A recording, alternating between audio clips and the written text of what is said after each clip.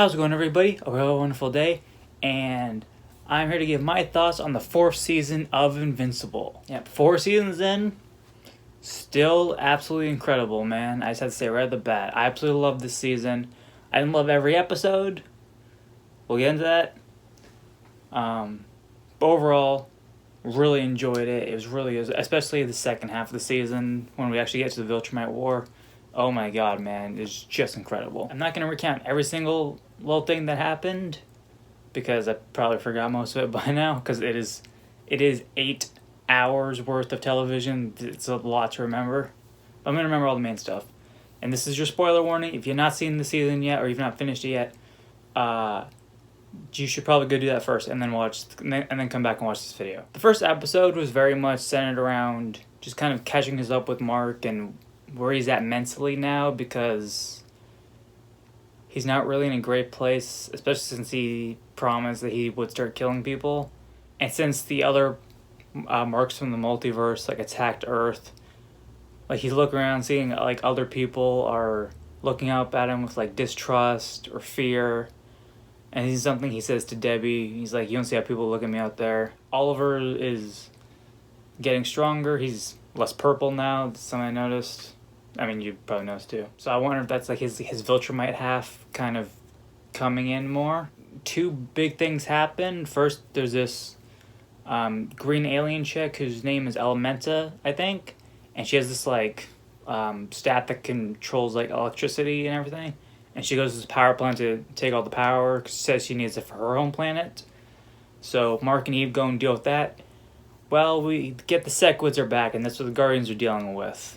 Eve's powers magically stop working, which is a big plot point this season. Mark and Eve managed to beat Elementa. I heard she's going to come back later in the story, so I'm curious to see what they're going to do with that. And then Cecil goes to Mark and is like, "Hey, we need your help with this, man." Because they're fighting the Sequids, but they're not doing a great job. They need to get the host, right? They're getting the people out of there, but they need to get the host. That's the main one. So Mark goes in to try and help, and then he managed to get his hands on the host. Bulletproof is trying to fly a disruptor device, which is used to get the Sequids off people so they can shoot them with a teleporting dart and get them out of there.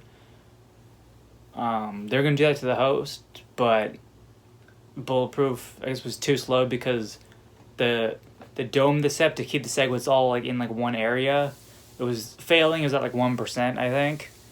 And Mark decided he had to make a call, so yeah, Mark kills the host.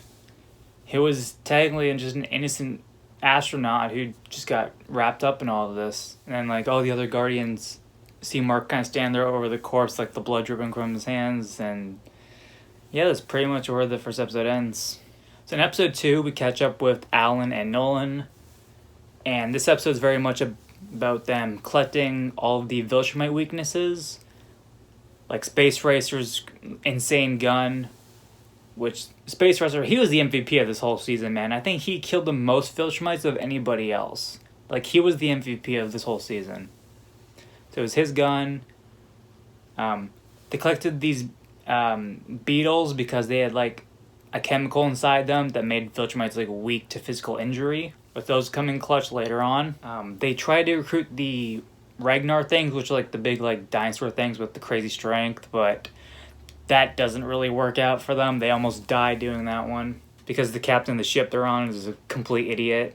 This episode, we really get to see how much Nolan has changed, because his voice is a lot softer now. He's genuinely apologizing to people about the things he's done or his race has done, and it throws people off to hear a Viltrumite talking like this. But yeah, it's nice to see after 4 seasons his character development, you know? That's one of my favorite elements of this season is Nolan's character. I really like the scene of Alan and Nolan talking as they're just kind of looking at the videos, and Nolan's like, "I understand that we're a plague on the universe and we have to go, but it is still his people and he still does care on some level. This is happening. He's helping someone he considers a friend wipe out his entire race pretty much." In this episode, they also show why the Viltrumites only have 50 left. Because the opening, we get to see this meteorite come down and then unleashes this gas onto the planet. And it's what they call the Scourge virus, and it wipes out almost all the Viltrumites on the planet. and only a few of them manage to beat the sickness. They're still infected, which is to say it leaves Viltrumites temporarily like weaker for a little bit, but they managed to survive it. And they showed Conquest like losing his arm because I think he was fighting the Ragnars. So that explains how Conquest lost his arm. And at the end of the episode, Nolan's talking to Thetis, and Thetis brings him to his secret lab, and it's revealed Thetis is the one who made the virus. And he's made it again, but a lot stronger. And this time it could kill all the Viltrumites. And Nolan gets really pissed off and considers killing Thetis. And Thetis doesn't really try to fight back. He's like, if you believe I should die for what I did, then act. Because I'm sure even Thetis feels a bit of guilt for what he's done. Because he did commit genocide, even if it was on really bad people. And Nolan spares him and says he's going to Earth to go get his son. So we get episode 3 and 4, which I consider to be the weakest episodes of the season. Episode 3 deals with, obviously, like Mark coming to terms with the fact that he just killed somebody. Didn't fake kill anyone this time, he actually just straight up killed someone. They aren't coming back. And Titan comes back, he uses Invincible's business and ends up hiring Oliver to fight a big fucking dragon that almost killed Mark in the last season, which, ironically enough, that was also my least favorite episode of the last season was the Titan episode. I like Titan as a character, but I feel like his episodes are kind of the weakest. Maybe because I'm not super interested in this crime boss storyline. So I think Machine Head is a fun character. Like, I think he's super goofy and fun. But the plot itself, it's not that interesting to me. I think the Flaxans, they're called, they come back. The alien race that ages really fast. And they're prepared for the Guardians and Mark this time. They have so much time to create countermeasures. Robot ultimately decides he needs to go into their dimension with Monster Girl to free the prisoners and to destroy the device that's keeping them young. But things go wrong when one of the Flaxans rush into the portal and then blows up the thing controlling it, leaving Monster Girl and Robot trapped. And Mark hears that Oliver's in trouble fighting the dragon, so he goes, helps Oliver fight it off, and then sees Titan, and then almost kills Titan too, and Oliver's the one who gets him to stop. So yeah, Mark's not doing great mentally this season. I mean, he doesn't really like Titan all that much, because Titan does use him. But, I mean, he straight up was, like, trying to kill him. So we get to episode 4, which is the lowest rated episode of the season. I don't know if it's of the whole series, but at least of this season. I do like the opening scene where Mark goes to Art to talk to him. The kind of thing he's been dealing with. Like that's a good scene. But then pretty much the entire episode is Damien Darkblood returns. He summons Mark to hell. By accident, he wanted Nolan, but he got Mark instead. Yeah, Mark basically just helps Damien Darkblood and Satan, voiced by Bruce Campbell, which was fun, take down this, volcanic lady. I think her name's Volcanic or something like that. I mean, like, it's an okay episode, but I feel like there was just kind of a lot of exposition, kind of explaining the rules of, like, this version of hell. And, like, that kind of stuff. After Mark pretty easily beats Volcanic, he just punches her head off repeatedly, and then she just pisses off. She says she'll come back, but, like, we'll see. So Mark returns to Earth. He puts on the yellow costume again. If you remember when I was reacting to the trailer, I was surprised to see Mark in the yellow again. And I guess his adventure in hell kind of helped him remind him of why he started being a superhero, because he just wanted to be a kid who helped people out and trying his best. So I guess, yeah, he puts the yellow suit on again. He goes back home, he's talking to Eve. Oh, and I forgot to mention, the last episode, they revealed that Eve is preggers, and that's why her powers aren't working. And so she's about to tell Mark, and then that's when Nolan and Alan show up. And then we get to the really great episodes. So episode 5 picks up right after, and Nolan is talking to Mark basically about the situation. It's like, we have a chance to take the fight to the Viltrumites, the war's going to start, we need you. And yeah, if we lose, we're kind of fucked, including Earth. So Mark ultimately agrees. Alan goes and finds Tech Jacket to recruit her. I know they gender swapped her from the comic. And it's like, you know, whatever. They did the same thing with the shrinking lady on the Guardians, right? So like, it's like whatever. Like, Tit Jacket, she's a cool character. I feel like she didn't get much to do in the first and like second episode they kind of introduced her, but like she does come in clutch in like the big fight. So yeah, ultimately her conclusion was a good idea, and like she has a fun personality. She has good like a bond with Alan. Like they become really good friends. I like all that stuff. And then Nolan says to Mark's like, "There's something else I gotta do first," and he goes to talk to Debbie, and so he basically he's apologizing for everything he's done. And then he's like promising her, like, I'm gonna spend my life fixing everything that I've done. And then that's when Debbie snaps on him. It's pretty much like, it's like, you can't fix what you did. You killed people. People still can't sleep at night because they're afraid of you, like, including me. And now you're about to take my son to a war and he could die, and you're talking about trying to fix things, like. And then she ends up punching him and like breaking her fingers. And man, that scene. Both J.K. Simmons and Sandra Oh, like they've been great in the show. But man, this scene really showed how great they are at voice acting. Man, like there's so much emotion behind both of their voices. So after Debbie breaks her hand, she pretty much tells Nolan to fuck off. So he does. Then Nolan goes and sees Art, and they share a couple of beers and they talk. Art makes fun of Nolan's new costume because he has his feet out. And then as Nolan's gonna leave, he's like, "Hey, if I survive this, you can make this however you want." And then Art's pretty much like, "I only dress heroes." And Nolan's like, "Damn," and then leaves. Oliver decides he's gonna come too, so he gets to the ship. Oliver rightfully tells off Nolan's. It's like you didn't bother to see me, man. Like, that's fucked up. So they're on the ship. Things seem to be fine as they're going back to the planet.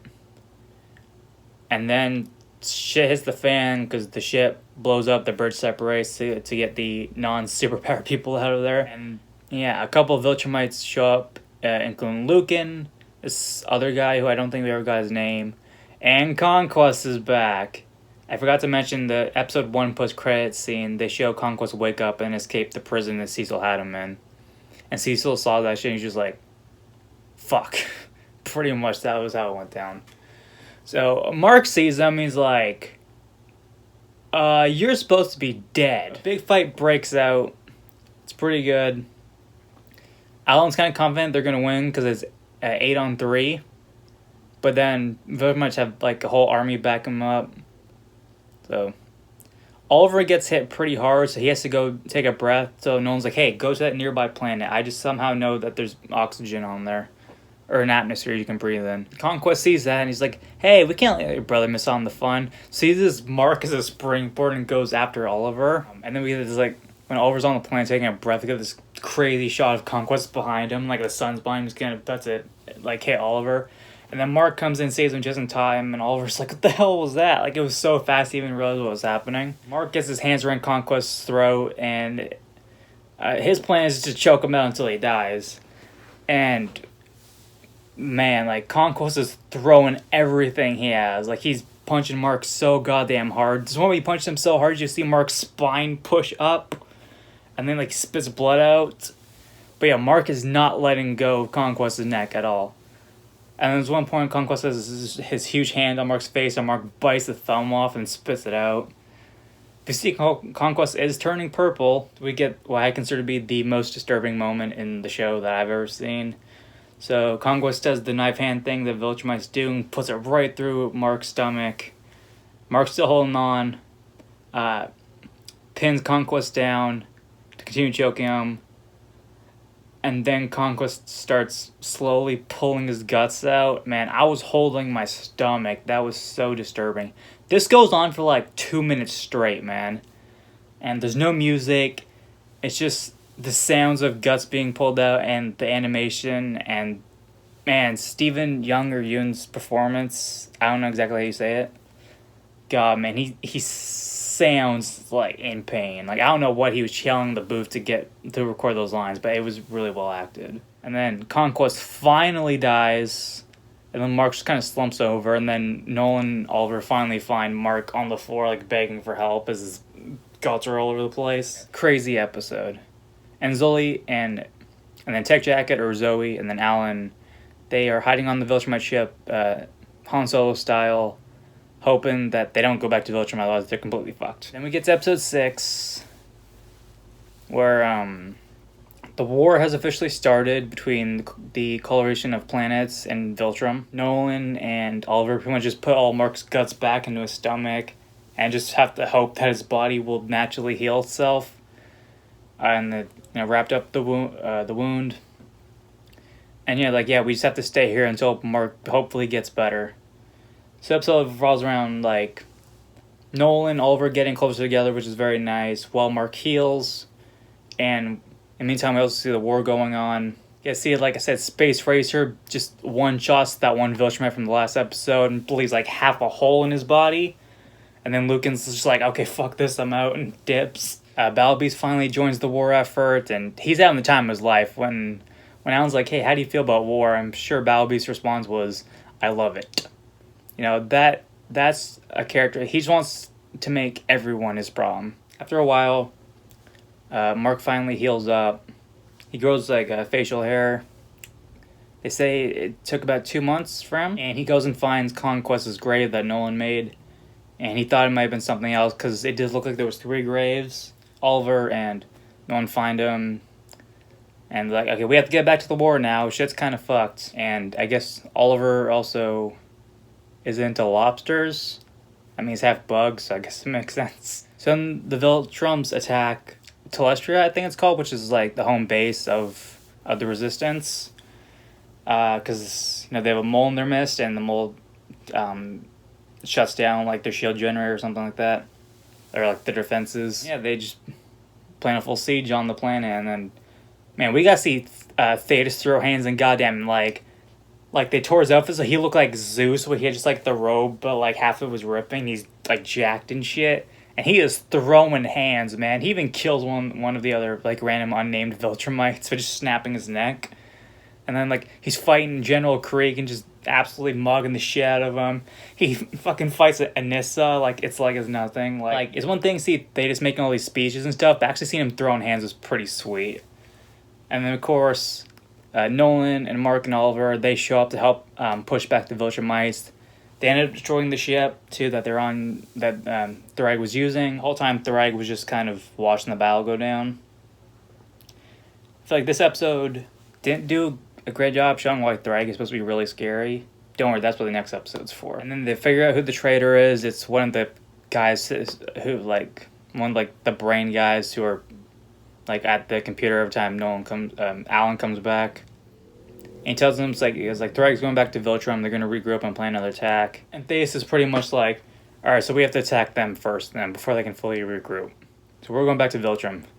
And then we get probably the funniest joke of the season. The post-credit scene is they show Conquest's grave, and they're slowly zooming in on it, and dramatic music is coming up. And then you think you're just going to see a hand come out of the grave or something like that. It's nope, it just cuts back to a wide shot. The music cuts out, and then the wind just gently breezes by, and then that's the end. I died of laughter. I thought that was so funny. They made you think Conquest was coming back again. No, he's not. So then episode 7, it starts with showing when Theus was still part of the Viltrum Empire, and they're talking about hey, this planet's resisting us because we're oppressors. Maybe we shouldn't be so cruel to them, and they won't do that. And then the Emperor of Viltrum, Argol, who was voiced by the original voice of Megatron, which is pretty cool. It was let's reduce the planet's population by 25%. If they keep resisting, then we wipe them all out. Reg is hey, Theus has been talking about immersion stuff recently, and then the Emperor's says if you think that he's a threat to Viltrum, then take action, then Thrag backs down. And then we get Theus killing the Emperor. So I kind of wonder if Thrag maybe blames himself a little bit for the death of the Emperor Argol, because he had an opportunity to take action against Theus, but didn't do it. So I wonder if he kind of blamed himself for that. And then we get to see when Thrag took over, and he was the one who ordered the Viltrumites to call the weak from their society. So we get this crazy action sequence to dramatic music, all Viltrumites all killing each other. Show Conquest in there, he was having time of his life. Jump back to modern day, and they're all gearing up to go and fight him. And when they get to the planet, they see Thrag is just waiting for them. And the other Viltrumites he has with him, or they're hiding among the bodies, like, to make up the ring of the Viltrumite planet, which was really cool and smart. And basically just a huge fight breaks out. Finally go see those poison dart things in action. And yeah, like, Zoe shoots one, and then Alan puts his hand right through the guy, and it's like, okay, yeah, these things definitely work. And Nolan tries to finally attack Threg, and Threg just moves back slightly and goes around and punches Nolan so hard he goes flying down to the planet. And then he tries to talk to him, and it's pretty much like, look, if you come back, we'll forgive everything you've done, but, like, do you really trust Thetis? And it seems like Nolan doesn't really. And Nolan tries to talk him into surrendering. Doesn't work. So then Threg responds normally by lining up an uppercut, and I guess he's an airbender because, like, dust comes up, and then Nolan gets, like, pulled in before Threg then punches him so hard he goes flying back up into space. Like, Jesus Christ. And Oliver, despite being told, don't try and fight this guy alone, like, the plan was to fight him together, tries to attack Threg alone, and Threg literally just grabs his hand, breaks it, and then just one move rips off his arm and knocks his jaw off. It's like, he's like, you're not one of us, get out of my face. So Mark tries to jump in, and Mark's trying to talk that shit. He's like, yeah, I killed Conquest, so I'll kill you too. And everyone's, I was like, oh shit, really? Like, everyone's kind of surprised by that. And Threg was like, alright, bet, show me. So Mark tries to punch him as hard as he can, and then Threg just tilts his head down, and as the punch hits his head, this crazy impact frame when Threg has, like, a skull face and, like, red, glowing red eyes is really crazy. And then Mark's hand is hurt when he comes back. So he keeps trying to fight Threg. Threg just punches Mark once, and then Mark is dizzy and seeing, like, 3 at once. He backhands him, so he goes flying. So Battle Beast tries to fight him, because, you know, like I said, Battle Beast is just there for the love of the game. And this is apparently the strongest Viltrumites. You know, Battle Beast is like, I want that one. Literally, all Threg does is just punch him once in the face and grab his jetpack and just throw him off into space. Space Racer, being the goat he is, he brought the Ragnars with him to fight the other Viltrumites, and, like, one of the Ragnars, like, bites one of their faces off. It's pretty crazy. No one, he just claws and, like, digs into their guts. And I guess it's pretty lucky for them that they breathe in space. Even though I thought they would be cold-blooded, so they would probably freeze pretty fast, but whatever, it's fine. And Space Racer himself kills at least, like, 3 or 4 of them in that fight, man. Like, Space Racer is for real the goat. So Nolan has a plan, so him, Thaddeus, and Mark, they'll go flying towards the planet. Space Racer shoots a shot directly towards it, and they follow that, and they go all the way through the planet, and they destroy Viltrum. Really crazy scene, really great animation. And then Thaddeus is trying to talk to the Viltrumites. It's like, we destroyed your home, now you have to surrender, and Threg's just, no, man. Like, he pushed 2, like, asteroids apart and says, I choose death, and rushes right towards, grabs Thaddeus, tears his head off. He turns to everyone and is like, you're next. He goes after Nolan next, and he's beating the shit out of him, like, because he's going to make this one slow. Mark tries to get into the fight. It doesn't really do anything. Threg breaks Nolan's arm, and Mark turns to his dad and is like, how do we beat him? And Nolan's just like, it pretty much looks like, yeah, we can't. And then Threg used the knife hand through Nolan's stomach, and then Mark tries to attack him, and then Threg just headbutts him and immediately knocks him out. And then he's gonna go, like, crush his head, and he's like, has his thumbs in his eyes. But he looks over the planet, and then when the other Viltrumites come over, like, hey, kill him, he destroyed our planet. Threg's just like, nah, there's already too few of us. So it's interesting to see someone like Threg showing mercy, but they do say early in the episode that the death of any Viltrumite, like, wounds him, especially since there's so few of them left. So they leave Mark and Nolan floating in spaces. They leave. Mark wakes up, like, a few weeks later, I think they say. Nolan and Oliver are still alive, though they definitely took a beating. And Alan's now in charge of the coloration of planets, at least temporarily. And they're like, yeah, we don't know where the Viltrumites are. And then Mark's like, oh, they've gone to Earth. And that's where the episode cuts. There's no post-credits scene. And now for the finale. So the finale opens with the Viltrumites attacking Earth, like creating a tidal wave and just cutting through people and stuff. But then Nolan kind of shakes Mark out of it because it's just in Mark's head what he's imagining is happening on Earth right now. So they manage to get to Earth. Mark immediately flies down. He's not waiting for backup. and everything seems okay, at least for now.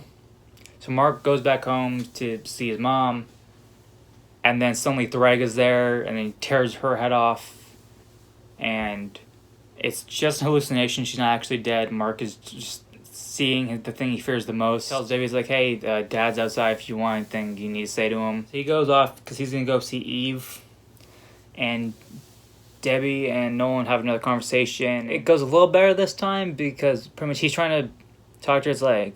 It's like, look, you believe in second chances and rehabilitation, so like he's basically begging her to let her show him how he's different now.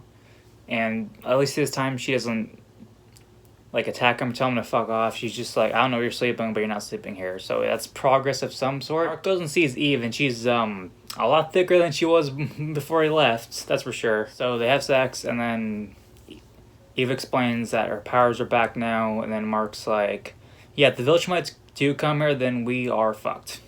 Pretty much, there's nothing we can do. There's still almost 40 of them. Just one of them could destroy the whole planet. Basically, we just gave them nothing to lose. And then Debbie's talking to Paul, her now ex-boyfriend, because it's revealed in the conversation that they broke up in the time that Mark's been gone. It don't really explain why they said that it didn't really work out between the two of them, because their lives were too different, I think. Paul gives her the idea. It's like, why don't you go see Oliver in space, you know? Like, that is your world. It's like, why not? Nolan goes to where he almost killed Mark on the mountain, and Cecil goes and talks to him and is like, and Nolan's like, well, for what's worth, I'm sorry for what I did here. And then Cecil's like, I don't know if it's enough, but it does mean something. So Cecil's a little bit more forgiving for him, and Cecil's like, so you're back, I assume you mean you won, right? And Nolan's like, no, there's still almost 40 of them. And Cecil's like, that's not winning, bro. That just means you pissed off almost 40 space super Nazis. And they know you and Mark keep your loved ones here. That's not called winning a war. Mark, Eve, William, who's a new voice actor, I forgot to mention. He stands kind of weird. And Rick, they're all like talking at the college about what's happening. And then Mark gets another vision, seeing all the college students dead, and then Anissa ripping off William's jaw. And then Rick is like, he's still processing whatever happened to him out there. And then William's like, how can you tell? And Rick's was like, because I know that look. I saw it in the mirror. Which, yeah, it's something he went through himself after he found out that he was a cyborg, you know? And that's one of the best scenes, was that scene with him and Donald in that season. I love that scene. So Eve finally tells Mark, but he has one more vision first about Thrag, like, tearing Eve's face off. Very violent. So Eve reveals to Mark that she had an abortion. He thought of having to do everything by herself kind of scared her, so she decided not to keep the child. And so obviously, like, Mark's there to support her. And then they're talking in his room afterwards, and he's basically like, I wasn't here for you. And it sounds like he's almost trying to break up with her, because like, it's not fair to you if I have to go back out there and I'm not here for you again. Like, if I'm gone for months again. And Eve shuts that down. It's like, no, I chose you. We're going to face whatever this is together, you know? Like, they have a really good relationship, so that was really great. No one's about to leave, and Dave's like, not taking me with you. She says goodbye to Mark and Eve, and then they take off. And then in the spaceship, Nolan's like, hey, you know, the view's pretty incredible. You want to come see it? And she says yes, and she does it. Because, I mean, if you're in space, you have to look at that view, man. There's no way you can't. And Nolan goes to almost touch her shoulder, but he restrains himself. It's because way too soon. So if they're going to get back together, that's going to be a slow burn. And Mark's talking to Cecil, and then we're going to do debrief, and then Mark has another vision of Thrag killing Cecil. And then Mark's like, hey, you told me you have professionals I can talk to, and Cecil's like, yeah, I'll take care of it. Because Mark really, really needs therapy. After all the shit he's been through, man, he needs therapy. So Eve encourages him to go for a flight to take his mind off things, and this beautiful sequence of Mark just kind of flying around the planet, no destination in mind. Great song choice. And then Mark sees Thrag floating there. He thinks at first he's just seeing things again, but he closes his eyes when he opens them, and Thrag's still there. And Thrag is like, yeah, we're here. And so Mark tries to attack him, doesn't do anything. Thrag just pushes him off. And Thrag's pretty much like, since you destroyed our planet, we're going to live here now. We're gonna live among your society, we're gonna wear your clothes, we're gonna walk your streets, and you're never gonna know we were here. And any attempt to get rid of us, to find us, whatever, we will just kill billions of people. And I guess keep the rest as breeding partners. Threg's like, it's like, so do we have a deal? Do we have an understanding with each other? And Mark, ultimately, he chooses yes. He accepts Threg's terms, and Mark's just like, what have I done? Threg's like, it's like, you have become the savior of every living thing on this planet. And Mark makes an impossible choice, man. And then for the post-credit scene, Theus left a message for Alan, talking about the Scourge virus, and encourages Alan to use it. He's like, every last Viltrumite has to die. But he also does note that this could also infect people with similar genetics, like humans. So say this thing was unleashed on Earth, it would probably wipe out the human race as well. And that's where we end the season. Absolutely loved it, man. The show's incredible. I think I rambled for long enough. I rambled for, Jesus Christ, this video is 40 minutes. Alright. What did you think of this episode? Let me know in the comments below. Be sure to like, comment, subscribe. It helps me out. Have a great day. See ya.